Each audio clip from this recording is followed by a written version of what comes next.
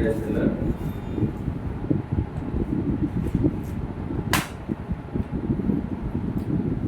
యొక్క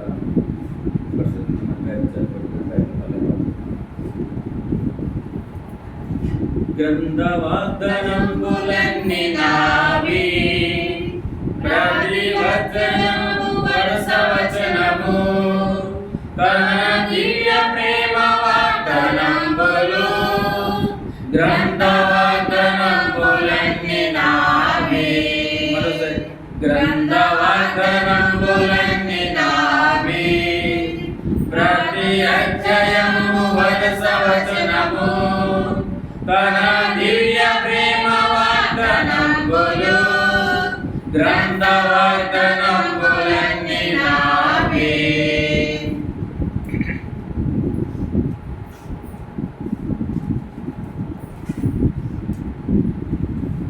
సమయంలో మన ముందు ఆయనకు సాదృశ్యంగా ఆయన యొక్క శరీరానికి సాదృశ్యంగా ఉండి ఆయన రక్తాన్ని సాదృశ్యంగా ఇవ్వడింది. మరి ఏ యోగ్యమైన రీతిలో మనం సరి చేసుకుంటూ పరీక్షించుకుంటూ మరి ఆ కళలో మనం పాల్గొనవలసివారుగా ఉన్నాము. అయితే ముందుగా ఏ రీతిగా మనం ఆ కళని మనం తాకాలో కొన్ని విషయాలు మనం ధ్యానించుకుంటూ ఆ రీతిగా ఆ కళని మనం సమర్పించుకుంటాం. ఇర్మియా గ్రంథం 17వ అధ్యాయం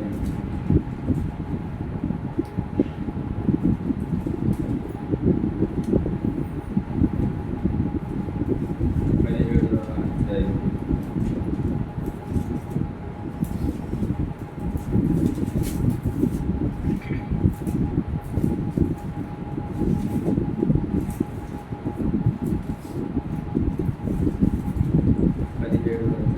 9వ వచనం.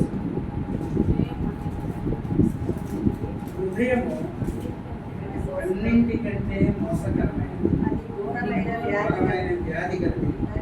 దాన్ని గెలవగలవాడు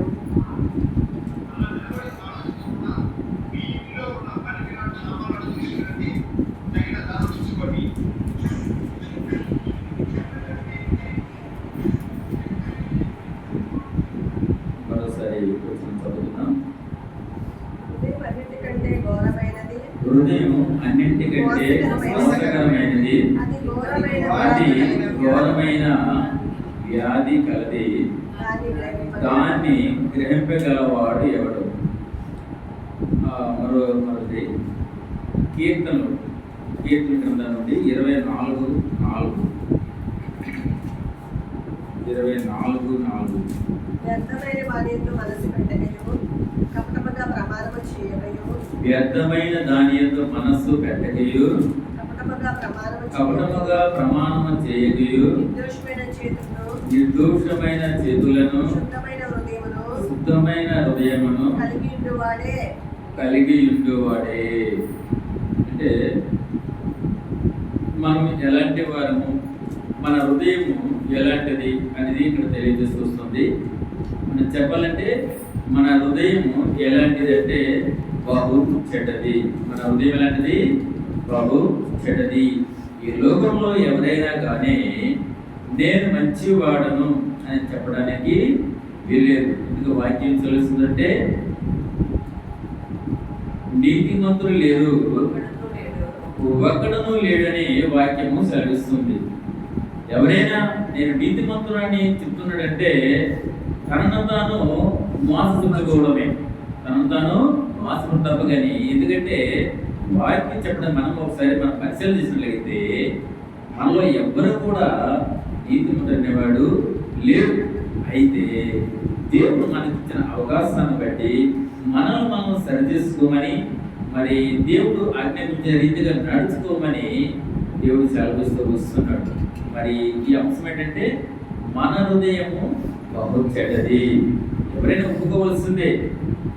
నేను నీతిమంతుని చెప్పడానికి వీలు లేదు. ఎందుకంటే అందరం కూడా పాపము చేస్తూ మరి ఆయన ఇచ్చిన రక్షణని పొందుకోలేని వారిగా ఉంటున్నాం. అయితే ఆయన మన కొరకు తన యొక్క రక్తాన్ని త్యాగం చేసి తన రక్తము ద్వారా మరి తన యొక్క వాక్యం ద్వారా అలాగే పరిశుద్ధాత్మ ద్వారా మనల్ని బాగు చేయడానికి మరి ఆయన యొక్క రాజ్యానికి మనకి రాజ్యాన్ని స్వతంత్రించడానికి ఆయన మనకు అవకాశం ఇచ్చేవారుగా ఉన్నారన్నమాట.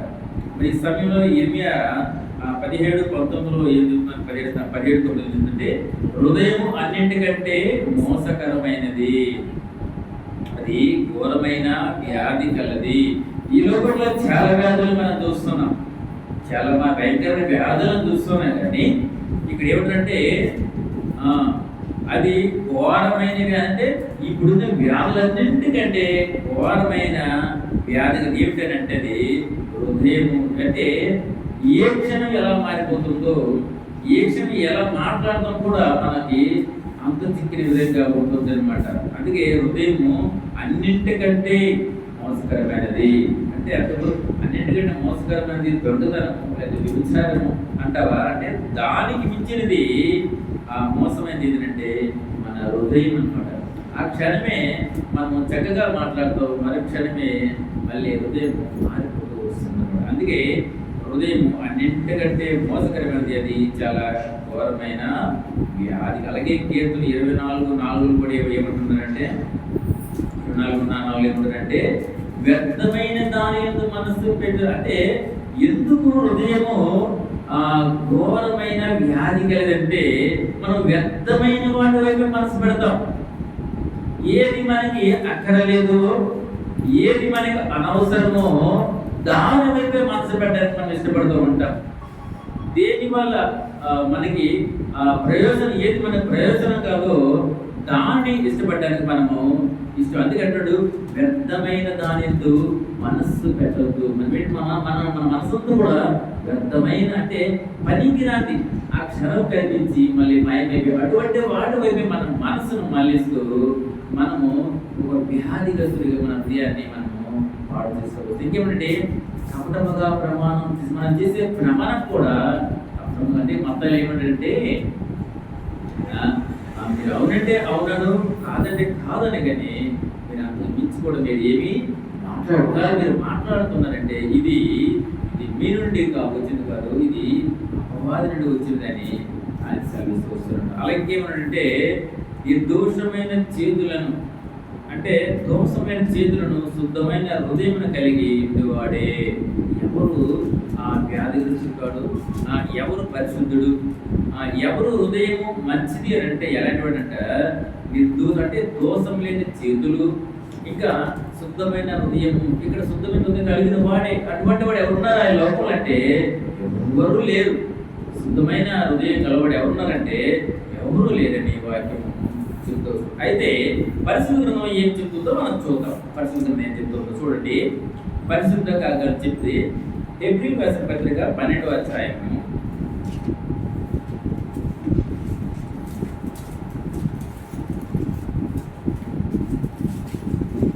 12వ అధ్యాయంలో మన హృదయం ఎలాంటిది, మనం ఎలాంటి మన పరిస్థితి ఎలాంటి చూడండి. 12వ అధ్యాయము 14వ వచనం. అందరితో సమాధానమును పరిశుద్ధులు కలిగి ఉండుటకు ప్రయత్నించుడి. పరిశుద్ధులు లేకుండా ఎవడను ప్రభువును చూడడు. ఏమంటే అందరితో సమాధానం పరిశుద్ధులు కలిగి ప్రయత్నించండి. ఎందుకు ప్రయత్నించమంటున్నాడు? మనము నీతిమంతులు కాదు, మనలో పరిశుద్ధత లేదు. ఎందుకంటే మన హృదయము చాలా ఘోరమైన వ్యాధి గలది. మన హృదయము వ్యాధి గలది. కాబట్టి ఏమంటే మీరు అందరితో కుదరదు కాదు, ప్రతి ఒక్కరు ఒకటి కలగమంటే సమాధానం పరిశుద్ధత కలిగి ప్రయత్నించమంటున్నాడు. ఏమైనా సాధ్యమవుతుందేమో ప్రయత్నించినట్టున్నారు. ఇంకేంటి? ఎందుకనంటే పరిశుద్ధత లేకుండా ఎవడునో ప్రభువును చూడడు. ఈ లోకంలో చాలా మంది చెప్తున్నారు, నేను దేవుడితో మాట్లాడుతున్నాను, దేవుడు నాతో మాట్లాడుతున్నాడు, నేను దేవుడితో సహవాసం చేస్తున్నాను, లేదు దేవుడు నాతో చెప్తున్నాడు ఫలానా చెయ్యు, అది చెయ్యి, ఇది చెయ్యి నాతో చెప్తున్నాడని కళ్ళబొల్లి మాటలు మనసు చెప్పడం మనం చూస్తూనే ఉన్నాం. ఎలా నమ్మటం? పరిశుద్ధత లేకుండా ఎవరు ప్రభువును చూడరంటే దేవుడు ఇక్కడ ఏమంటారు? మీరు ఎవడైనా పరిశుద్ధి లేకుండా ఎవడనూ అంటే మీలో పరిశుద్ధత లేకపోతే మీరు దేవుని చూడలేరని వాక్యం చెప్తుంది. మరి మన నోటి మాటల ద్వారా, మన ఆలోచనల ద్వారా, మన చూపుల ద్వారా, మనం చేసే పనుల ద్వారా ప్రతి దగ్గర మనము పరిశుద్ధతను పాడు చేసేవాడిగా ఉంటున్నాము. అంటే మన యొక్క హృదయాన్ని పాడు చేసుకుంటూ వ్యాధిగ్రస్తులుగా. మరి అలాంటి మనము దేవుడు నాతో మాట్లాడాడు.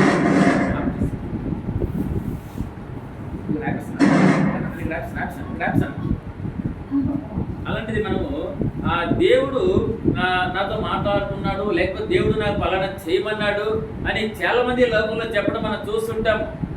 అది నిజమని మనం ఆలోచించట్లయితే అది నిజమైతే కానీ కాదు. కేవలంటే మనసులకు ఆయన అంటాడు కదా, మీ తలంపులు వేరు నా తలంపులు వేరు అని చెప్తున్నాడు. అంటే మీకు నాకు చాలా వ్యత్యాసం ఉంది, చాలా తేడా ఉంది అని దేవుడు చెప్తుంటే వీళ్ళంటారు దేవుడు నాకు పలానా చేయమన్నాడు, ప్రతి కళ్ళ గుర్తు చెప్పాడు అని చెప్తూ అబద్ధాలు ఆడుతుంది. ఎందుకు నేను అయితే ఎవరితో చెప్పారంటే ఎవరైతే నిర్దోషమైన చేతులు అంటే ఎవరైతే దోషం లేని వారుగా ఉంటారో, ఎవరు పరిశుద్ధతను కాపాడుకోవడానికి ఇష్టపడుతూ దాని గురించి ప్రయత్నం చేస్తారో అటువంటి వారితో మాత్రమే దేవుడు మాట్లాడడానికి లేదా ఉండడానికి ఇష్టపడుతున్నట్టుగా వాక్యం మనకి చదివిస్తుంది. కాబట్టి ఇక్కడ మొదటి పరిశుద్ధ గ్రంథం ఏం చెప్తుంది? మొదటి ఏం చెప్తుందంటే పరిశుద్ధత కలిగి ఉండమని చెప్తుంది. పరిశుద్ధ గ్రంథం ఏం చెప్తుంది? మనకి పరిశుద్ధత మనకి కలిగి ఉండమని చెప్తుంది. చూడండి, లోకంలో నేనే ఎగ్జాంపుల్.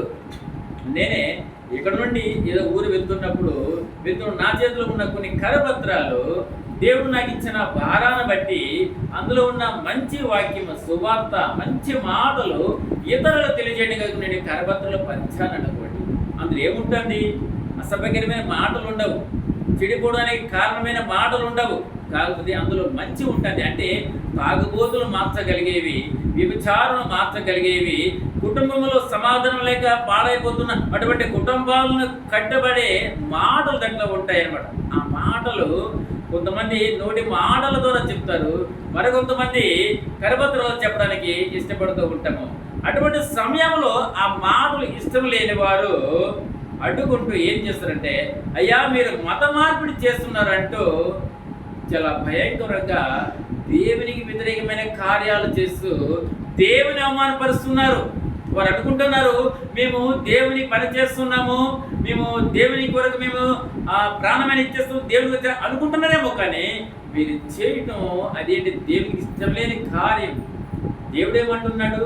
మీలో పరిశుద్ధంగా ఉండండి, దానికోసం మీరు కాపాడుకోండి అని చెప్తుంటే, అయ్యా ఇటువంటి పరిస్థితి మీరు పరిశుద్ధ లేకుండా మీరు దేవుని చూడలేరు, మీరు పరిశుద్ధంగా ఉండాలని దేవుడు చెప్తున్నాడయ్యా అని మనం చెప్తుంటే వాళ్ళు ఆ పరిశుద్ధతను అడ్డుకుంటున్నారు. పరిశుద్ధత లేని వారిగా జీవిస్తూ దేవునికి వ్యతిరేకమైన కార్యాలు చేస్తూ వస్తున్నారు. ఇక్కడ దేవుడు ఏం చెప్తున్నాడంటే, పరిశుద్ధం ఏం చెప్తుందంటే మీరు పరిశుద్ధత కలిగి ఉండండి. మొదటి ఏమన్నారు? మీరు పరిశుద్ధత కలిగి ఉండండి. ఇక రెండోది ఏం చెప్తున్నాడంటే, మొదటి యోహాను 3వ అధ్యాయము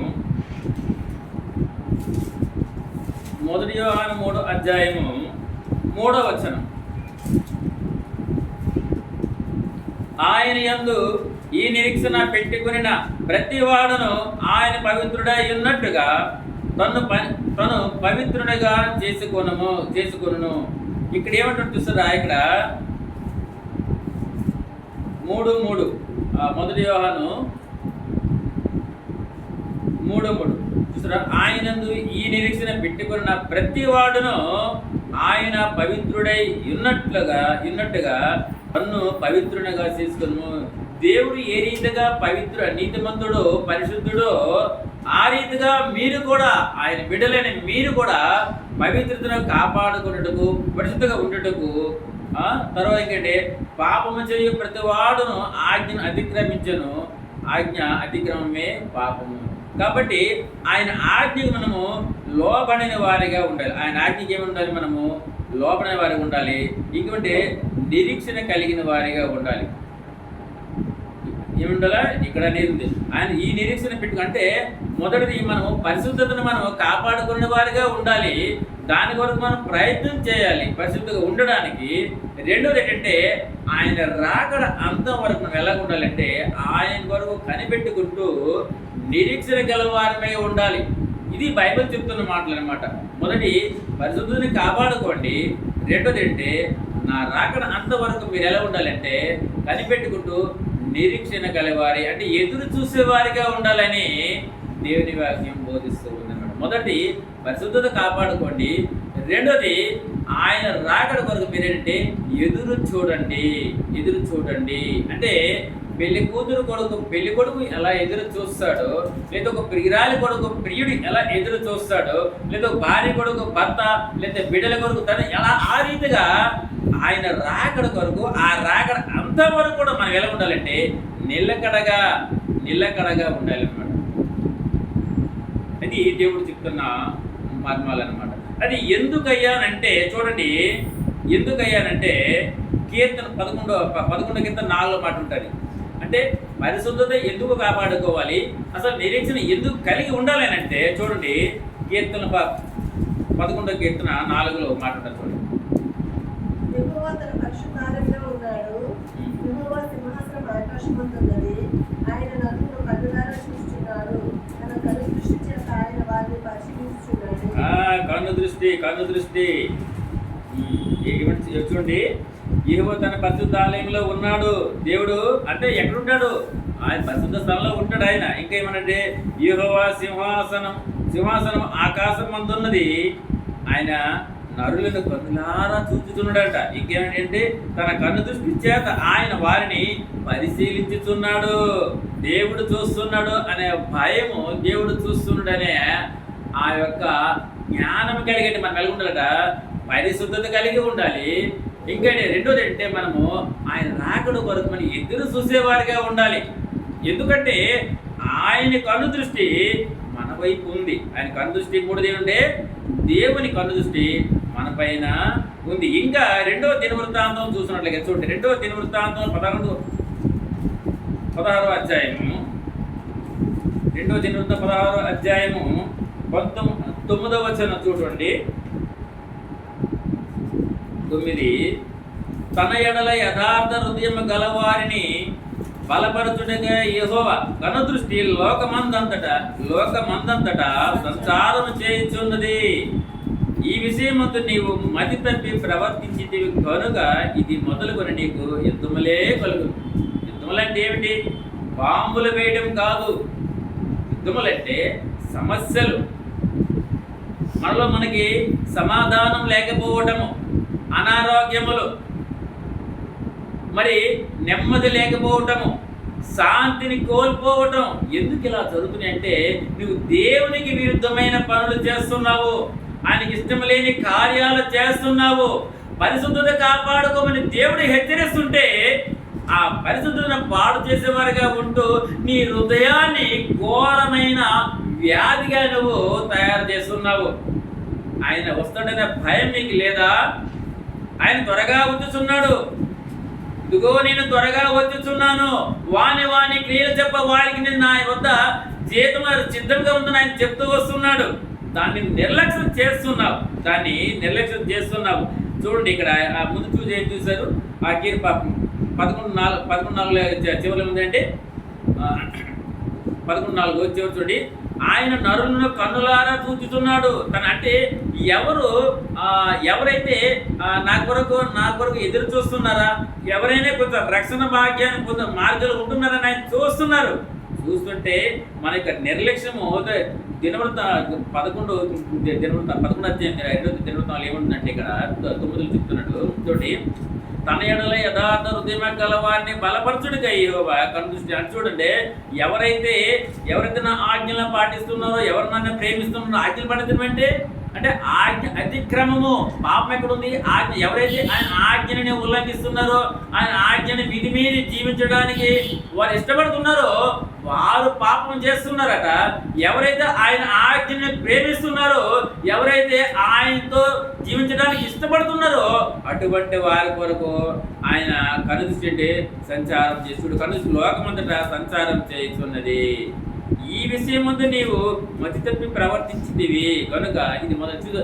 ఆయన నువ్వు పరిశుద్ధంగా ఉండాలని, ఆయన రాకడకు సిద్ధపడగలిగి ఉండాలి ఆయన చెప్తుంటే దాన్ని నిర్లక్ష్యం చేస్తూ ఆయన ఆజ్ఞలను ఉల్లంఘిస్తూ నువ్వు ఉంటున్నావు. కాబట్టి అంటే నీకు మతి లేని వాడిగా ఉంటున్నావు, అంటే నీకు జ్ఞానం లేని వాడిగా ప్రవర్తిస్తున్నావు. ఈ లోకము శాశ్వతం అనుకుంటున్నావేమో, కానీ ఈ లోకము శాశ్వతం కాదు, అశాశ్వతం అండి. శాశ్వతమైనది దేవుని యొక్క రాజ్యం. అటువంటి రాజ్యం కొరకు నువ్వు ఎదురు చూడక నీ యొక్క హృదయాన్ని పాడు చేసుకుంటున్నావు. కాబట్టి నువ్వేంటంటే అంటే నీకు అన్ని కూడా యుద్ధములే. చివరి కనుక ఇది మొదలుకొని నీకు అన్ని కూడా నీకు యుద్ధములే కలుగు. యుద్ధములు అంటే ఏంటంటే మనకున్న సమస్యలు, మనకు అంటే ఏదైతే మనం జరగకూడదు అనుకుంటున్నామో అవి మనతో వస్తున్న కారణం ఏంటంటే, ఇంకో మాట చెప్తుండి, మేలు కలుగకుండుటకు మీ పాపములే మీ కారణమని ఇంకో మాట ఉంటుంది. అంటే మీకు మేలు కలగటం లేదంటే కారణం ఏంటంటే మీ పాపములే జరిగా దానికి మీకు యుద్ధములే అని. అంటే మొదటి ఏంటంటే పరిశుద్ధత కలిగి ఉండండి, రెండోది నిరీక్షణ కలిగి ఉండండి. ఆయన ఉన్నాడు వస్తున్నాడు అని మీరు నమ్మి విశ్వాసం కలిగి నిరీక్షణ కలిగి ఉండండి. మూడోది ఎప్పుడుది అంటే ఆయన కనుదృష్టి మీ పై ఉంది. ఆయన కనుదృష్టి మీ పైన ఉంది. ఇక్కడ సీసీ కెమెరా లేదనుకుంటావా? ఇక్కడ సీసీ కెమెరా లేదు నన్ను ఎవరు చూస్తారు అనుకుంటున్నావా? బలమైన సీసీ కెమెరా దేవుడు చూస్తూ ఉన్నాడు. మనం ఎలా జీవిస్తున్నామో, ఎలా ఉంటున్నామో, మన ప్రవర్తన అన్ని కూడా చూస్తున్నాడు. ఆయన కనుదృష్టి మన పైన ఉంది అని నమ్మి మనము ఆయన వైపు మనము తిరగాలి. ఇది మూడోది. ఇక నాలుగోది, అప్పుడు పరిశుద్ధ స్థలంలో ఉండే ధన్యత మనకు వస్తుంది. ఎప్పుడు వస్తుంది చూడండి, కీర్తన 24 కీర్తన 3-4 వచనాలు. 24-3-4 వచనాలు. యెహోవా పర్వతమునకు ఎక్కదగిన వాడెవడు? ఆయన పరిశుద్ధ స్థలములో నిలవదగిన వాడెవడు? వ్యర్థమైన దాని యందు మనసు పెట్టగయో, కపటముగా ప్రమాణం చేయగయో, నిర్దోషమైన చేతులను శుద్ధమైన హృదయమున కలిగి ఉండేవాడే. ఆయన యెహోవా వలన ఆశీర్వాదము. మొదట మనం చదువుకున్న కదా 24:4. అంటే ఎవరు పరిశుద్ధత కలిగి ఉంటారంటే, ఎవరయ్యా పరిశుద్ధత కలిగి ఉంటారంటే ఏంటంటే వ్యర్థమైన వాటికి ఎవరైతే మనసు పెట్టరో, ఎవరైతే తన చేతులని తన మనస్సుని దోష నిరాపం లేకుండా నిర్దోషంగా ఉండడానికి ఇష్టపడతారో అటువంటి వారు మాత్రమే ఆయన రాజ్యాన్ని చూస్తారు. అటువంటి వారు మాత్రమే ఆయన రాజ్యాన్ని స్వతంత్రించుకుంటారు. ఇప్పుడు చనిపోయిన తర్వాత నరకము పనులకు ఎవరు చూస్తారులేండి? ఉన్న మట్టుకు మనం తిందమా తాగుదమా తిరుగుదామా అనుకుంటున్నావేమో, ఒక దినాన అక్కడ వేదన పడవలసి వస్తుంది. ఇక్కడ కొంచెం మనం చిట్టుకోమంటే లేదా మరో దెబ్బ తగిలితే మనం ఓర్చలేని నొప్పి. కానీ అక్కడ అగ్ని ఆరదు, పురుగు చావదు. ఇక్కడ కనీసం మన ప్రమాదం అయితే ఎవరో వస్తారు, ఆపదలను తప్పిస్తారు, హాస్పిటల్ తీసుకెళ్తారు, ఏదో ట్రీట్మెంట్ చేస్తారు. కానీ అక్కడ తప్పించడానికి ఎవరి కోసం కాదు. అందుకే అంటున్నారంటే మీరు ఈ లోకంలో మీ యొక్క పరిశుద్ధ కాపాడుకున్నట్టుగా ప్రయత్నించండి. నేను ఇస్తున్నానని మీ విశ్వాసం నుంచి నా కొరకు మీరు ఎదురు చూడండి. ఎందుకంటే నా కన్ను దృష్టి మీ వైపు ఉంది, మీ పైన ఉంది. నా కన్ను దృష్టి మీ పైన ఉంది. ఎప్పుడైతే మీరు ఆ రీతిగా మీరు దీనికి ఇష్టపడతారో అప్పుడే మీరు నాతో పాటు. ఎందుకంటే నిర్దోషమైన చేతులతో మీరు నిర్దోషమైన చేతులతో మీరు ఏంటంటే దేవుని రాజ్యాన్ని వెతకడానికి మరి దేవుని చేరుకోవడానికి మీకు అంటే చేతులు శుద్ధమైన హృదయం కలిగి ఉండేవాడు ఎవరు ఆయన పర్వతాన్ని ఎక్కుతారు, ఎవరు ఆయన దగ్గర చేరుకుంటారు, ఎవరు ఆయనతో ఉంటారంటే చాలా మంది చెప్తారు దేవుడు నాలో ఉన్నాడు, నాతో ఉన్నాడు. మరి దేవుడు నాకు చెప్పాడు ఇక్కడ ఒక మందిరం కట్టమని, దేవుడు నాతో చెప్పాడు ఇక్కడ దేవునికి పెద్ద పండుగలకు చేయమని ఆయన రకరకాలు చెప్తూ ఉంటారు. కానీ ఎవరితో ఆయన మాట్లాడుతుంటే ఎవరైతే దోషం లేని వారిగా, ఎవరైతే మరి ఆయన ఆజ్ఞలను పాటిస్తూ ఆయన ప్రేమించే వారిగా, కష్టాలైనా మరి శ్రమలైన అన్ని భరిస్తూ ఆయన కొరకు జీవించడానికి ఇష్టపడతారు. అటువంటి వారితోనే దేవుడు ఉండడానికి ఇష్టపడుతూ ఉన్నాడు. అయితే పరిశుద్ధి ఎలా వస్తుంది? ఇప్పుడు ఏమంటే అంటే మన హృదయము చాలా చెడ్డది. ఏ విధంగా చెడ్డదంటే మనం చూస్తాం. ఎందుకంటే మనలో పరిశుద్ధత లేదు, మనలో నీతిమంతులు లేడు, ఒక్కరు లేదు చెప్తున్నాడు. మనలో పరిశుద్ధత లేదు, పరిశుద్ధత కాపాడుకోమని చెప్తున్నాడు. తర్వాత మనలో నిరీక్షణ లేదేమో, మీరు నా పట్ల మీరు ఎదురు చూడండి, నా రాక ఎదురు చూడండి అని చెప్తున్నాడు. తర్వాత మూడోది ఏం చెప్తుందంటే నా కన్ను దృష్టి అంతా మీ పైనే ఉంది. కాబట్టి నేను చూస్తున్నానని చెప్తున్నాడు. 4వది, మీరు అవి పాటించినట్లయితే నా రాజ్యంలో నాతో పాటే మీరు ఉంటారని ఆయన చెప్తున్నారు. అయితే పరిశుద్ధి ఎలా వస్తుంది? పరిశుద్ధి మనకి ఎలాగ వస్తుందంటే చూడండి, 1 యోహాను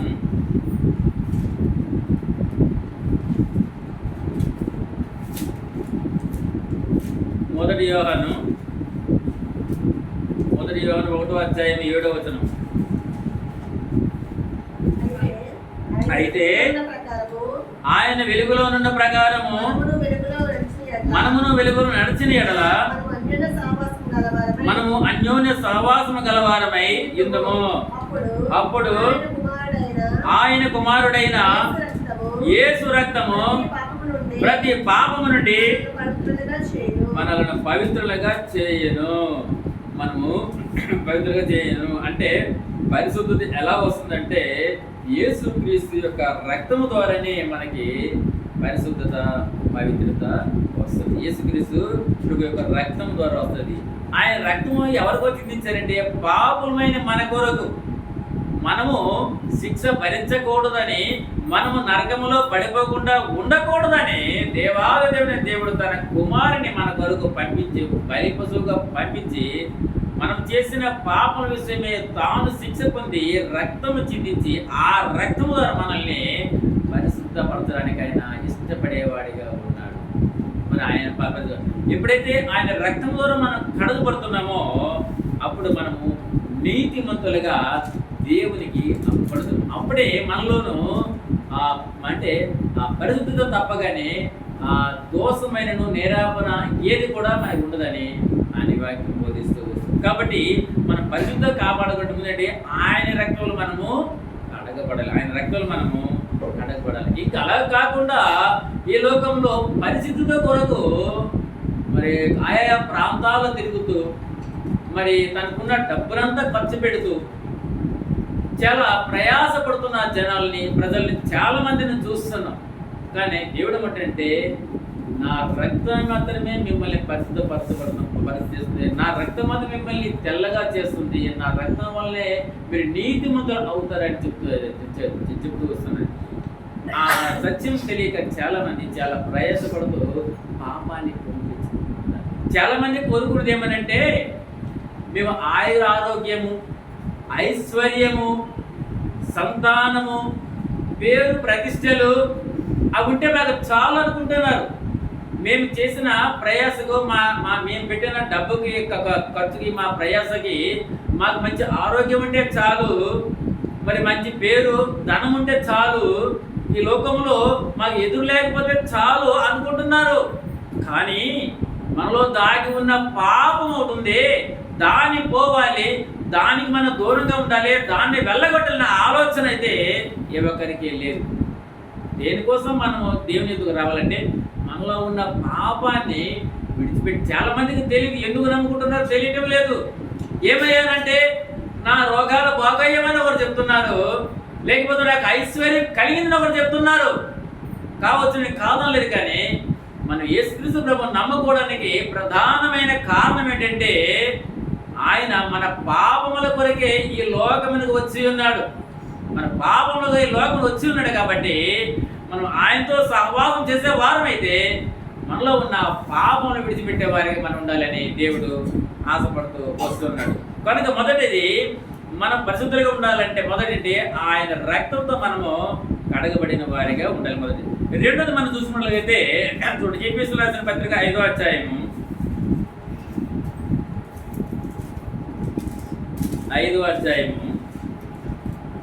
27వ వచనం చూడండి. సరే,